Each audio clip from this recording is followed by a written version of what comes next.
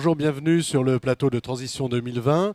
Avec vous deux, on va parler de bois énergie. On va faire un petit point sur le bois énergie en Pays de Loire et puis d'une manière un petit peu plus générale. À ma droite, Laura Païs, vous êtes d'Attelain-Blois, animatrice régionale bois énergie. Et à côté de vous, Sébastien Pifto, vous êtes responsable chez Pifto des granulés bois. Voilà. Alors Laura Païs, qu'est-ce qui se passe en Pays de Loire au plan du bois énergie? Alors, en Pays de la Loire, au niveau du bois énergie, il faut savoir qu'il y a eu un programme de développement qui a été mis en place en 2000 sur la région Pays de la Loire, qui a été mis en place par l'ADEME et la région Pays de la Loire, voilà, dont le but était effectivement d'accélérer un petit peu et de travailler sur cette animation pour avoir un développement sur cette filière. Concrètement, comment ça se passe? Vous vous intéressez aux collectivités locales, Oui. aux grands bailleurs sociaux, à des gens comme ça? Oui, alors du coup, en fait, en 2000, il y a eu le programme qui a été mis en place. Et puis depuis 2005, il y a tout un réseau d'animateurs bois énergie, donc Atlan-Bois à l'échelle de la région, mais il y a aussi des animateurs sur chaque département, dont le rôle est effectivement de travailler avec le maître d'ouvrage, le porteur de projet de chaufferie bois. On les accompagne dans leurs projets. Dans leur choix. Ça veut dire que quoi? C'est eux qui vous contactent, qui viennent vous voir, et vous avez une forme d'expertise ça, oui. pour leur expliquer s'ils sont sur la bonne voie ou pas. Oui. Vous pouvez donner un petit exemple Oui, éventuellement? en plus, on peut aussi avoir un premier rôle qui est d'abord d'information, de promotion du bois énergie. Donc on peut intervenir auprès d'une collectivité et de faire une information assez générale aux élus. Et puis ensuite, effectivement, on peut réaliser donc plus la partie technique, ce qu'on appelle une note d'opportunité, qui permet de définir l'opportunité à la fois technique de la réalisation d'une chaufferie bois. Donc on va leur donner la puissance de la chaudière bois, les conditions d'accessibilité, quelle taille de chaufferie va falloir. Donc tout ça, c'est des questions quand même que la collectivité doit avoir en tête avant de mettre en place son projet de chaufferie bois. Puis de l'autre côté, on va regarder aussi l'aspect économique, quel investissement va représenter la chaudière bois, le coût aussi de l'énergie bois. Tout ça comparé à une solution de référence qui est souvent La solution gaz. la solution gaz, c'est plutôt l'énergie de référence sur la collectivité en place. Donc ça peut être du gaz naturel, ça peut être du fioul, ça peut être Voilà du propane. ce qu'ils avaient. C'est ce qu'ils avaient on avant de fait- penser à voilà. changer d'énergie. Quelles sont les questions que les gens se posent de vos interlocuteurs qui est en face de vous?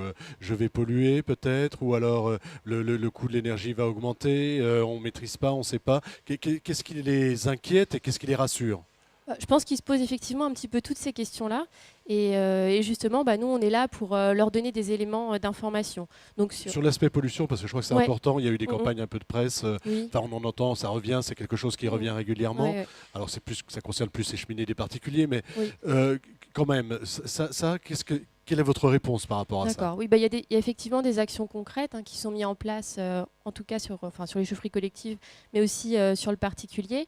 En termes de pollution, on met en place en fait des systèmes de filtration supplémentaires qui permettent d'être en dessous encore des seuils réglementaires en termes d'émissions de poussière notamment. Donc aujourd'hui, si on travaille avec des générateurs modernes, il n'y a pas de problème de pollution Non. avec l'énergie bois. Il faut bien le prévoir au tout départ dans la solution de chaufferie bois, prévoir l'emplacement également dans la chaufferie. Est-ce qu'il y a des questions sur l'entretien des matériels? Est-ce qu'on se dit finalement ça va peut-être me demander plus d'entretien ou moins d'entretien? Et effectivement, ça va demander plus d'entretien. Et nous, c'est notre rôle aussi justement que le maître d'ouvrage choisisse la solution bois, mais en toute connaissance de cause. Donc effectivement, il y a des coûts d'exploitation qui sont plus importants. Et ça, nous, on le met dans le coût global. D'accord, il y a un coût global. Alors, ça représente quoi le coût d'exploitation dans le coût global? Alors dans le coût global, ça doit représenter peut-être dans les 20%. Et alors le coût global, il y a la partie énergie qui représente à peu près, on va dire, 50% du coût global. Et puis 50%, c'est plutôt des charges fixes, donc les coûts d'exploitation et l'investissement. Là où finalement, dans la solution de référence, le coût est fait de façon différente. C'est plutôt en général 80% d'énergie parce que le coût est plus élevé. Par contre, l'investissement et l'exploitation est beaucoup moins élevé, donc 20%. Et ça, c'est un argument aussi qu'on peut donner aux maîtres d'ouvrage sur les aspects économiques, c'est de se dire, dans les années à venir, même si les coûts des énergies vont augmenter, que ce soit le bois ou les énergies fossiles, ça va répercuter que sur 50% du coût dans la solution bois, alors que ça répercute sur 80% du coût sur l'énergie de référence. Donc c'est plus intéressant finalement. Bah, ça permet de stabiliser Ça permet les de charges stabiliser les au charges. fur et à mesure des années. Ouais. Sur le combustible, c'est quoi? C'est de la plaquette, c'est du granulé, c'est de la bûche, Il peut y avoir de tout. il peut y avoir de tout. Et alors mais, sur le bois déchiqueté, on a en gros trois grandes catégories de bois. On peut avoir tout ce qui est connexe des industries du bois, qui représente quand même une part importante, surtout dans notre région où il y a beaucoup d'industries de la filière bois. Ça peut être aussi des bois de fin de vie, donc plutôt tout ce qui est palette, même si aujourd'hui en termes réglementaires ça évolue un petit c'est peu. devenu un peu compliqué. Ouais, voilà. On va en parler là bientôt. Voilà. Et ça peut être aussi directement tout ce qui est plaquettes forestières, plaquettes bocagères, qui est issu de l'entretien direct des forêts et du bocage. Parce que de la même manière, on est une région qui est aussi très bocagère et on a aussi une forêt présente aux régions et qu'il faudra effectivement mobiliser. Alors, on va parler maintenant du combustible, justement, et du pellet, entre autres. Vous, qu'est-ce que vous constatez à votre niveau, au niveau des combustibles? On est plutôt sur de la plaquette, on est plutôt sur du pellet, ou est-ce qu'on fait des mixtes? Comment ça se passe?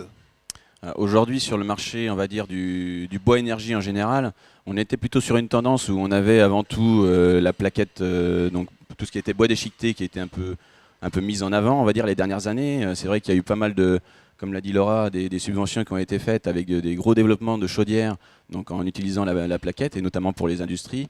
Et puis, depuis 4-5 ans, on a le marché du granulé de bois qui est là en plein essor, alors qui a commencé par le marché domestique, et puis qui aujourd'hui est en train de revenir sur les petites collectivités, les moyennes collectivités, puisqu'en fait on s'est rendu compte que tout simplement voilà, le projet était viable économiquement, et puis tout simplement aussi parce qu'il y a un gros développement aujourd'hui des producteurs français, et donc on a une solution disponible.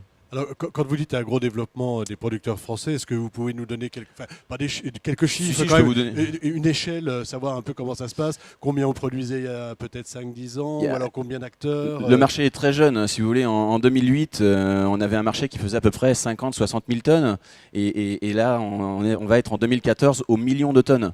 Donc, et sans doute même un peu plus. Donc c'est vrai qu'en termes de production, on a des projets importants qui se sont mis en place, souvent adossés à des scieries comme les nôtres. C'est vrai que chez Pifto, on l'a fait donc, tout d'abord sur le site vendéen à Sainte-Florence, on l'a fait également sur le site Voilà, et vous en n'êtes pas les Corrèze. seuls à le faire.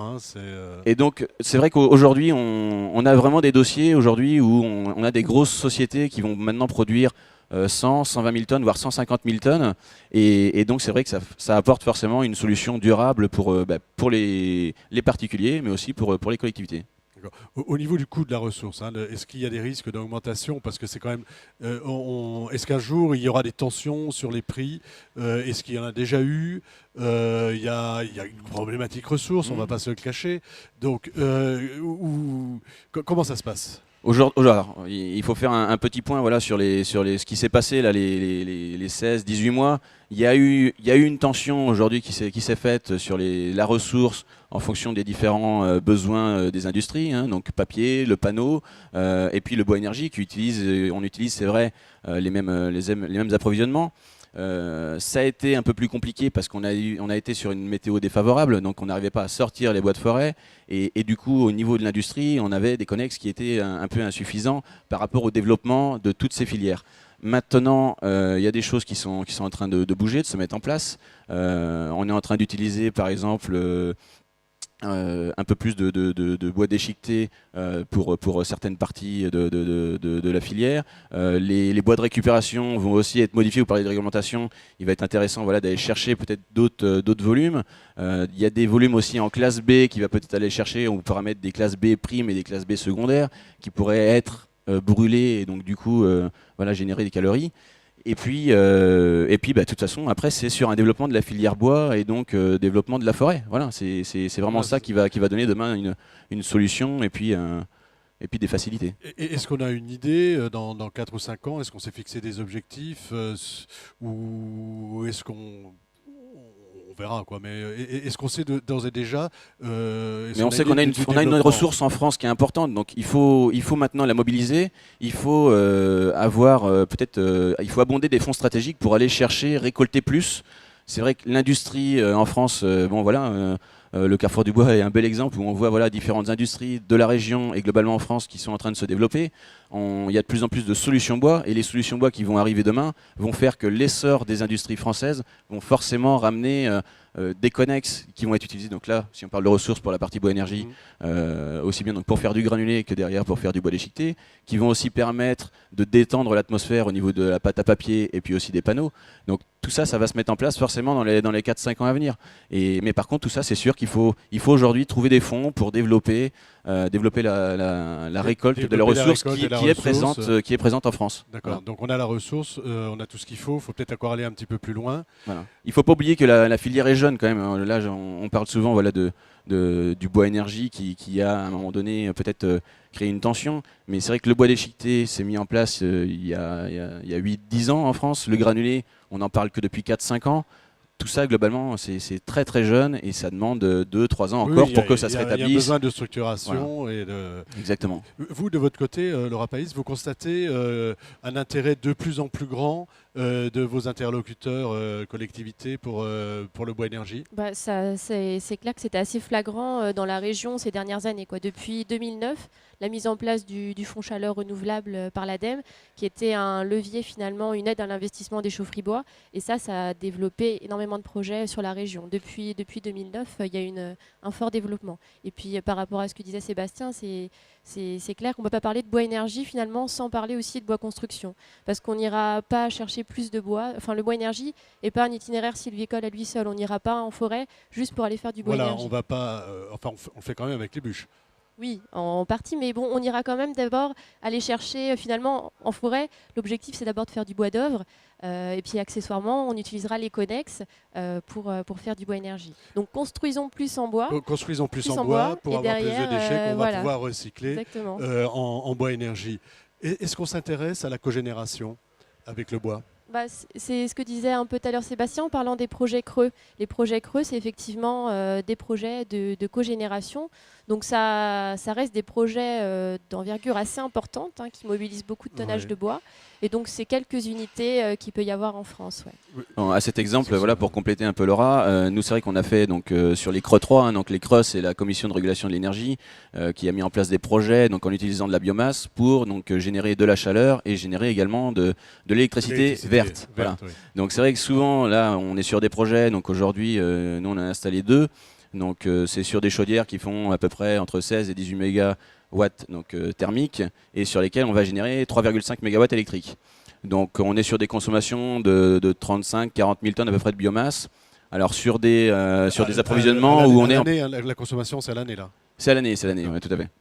Et donc on a voilà, des obligations à utiliser de la plaquette de scierie, la plaquette forestière, nos écorces. Et donc c'est vrai que c'est intéressant pour les industries du bois, puisque voilà, on va pouvoir développer, c'est vrai que notre but, voilà, c'est de développer l'industrie du bois, la construction, l'aménagement extérieur.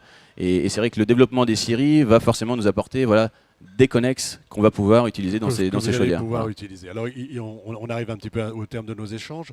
Une petite conclusion pour les Pays de la Loire.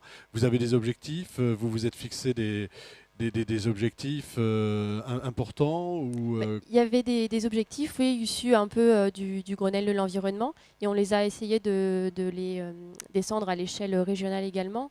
Donc sur le collectif tertiaire surtout, l'objectif, alors si vous voulez, il y a la situation, quand l'étude avait été faite en 2008, on était à peu près à 25 000 tonnes de bois.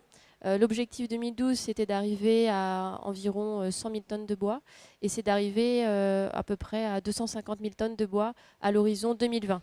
Et ça, c'est sur le collectif tertiaire. On a une idée du nombre de bâtiments aujourd'hui qui sont chauffés au bois, du nombre de gens qui se chauffent au bois avec... sur le collectif tertiaire, oui. Sur le particulier, c'est quand même beaucoup plus compliqué. Oui, bien sûr. Donc sur le collectif tertiaire, on est aujourd'hui, enfin en tonnage plutôt, parce que finalement, je vous ai donné les chiffres de 100 000 tonnes en 2012, on est en 2014. Aujourd'hui, sur ce secteur-là, on est déjà à 170 000 tonnes. D'accord, donc on aura quasiment doublé l'année prochaine. C'est vrai que sur le granulé, pour compléter, le granulé de bois, on a eu un essor de quasiment 35-40% l'année dernière. Et on va être, je pense, l'année prochaine sur un développement aussi important. Alors plus sur le chauffage d'appoint que sur la chaudière. C'est vrai que le poêle à granulé, notamment c'est le sac de 15 kg voilà, qui fait sa force.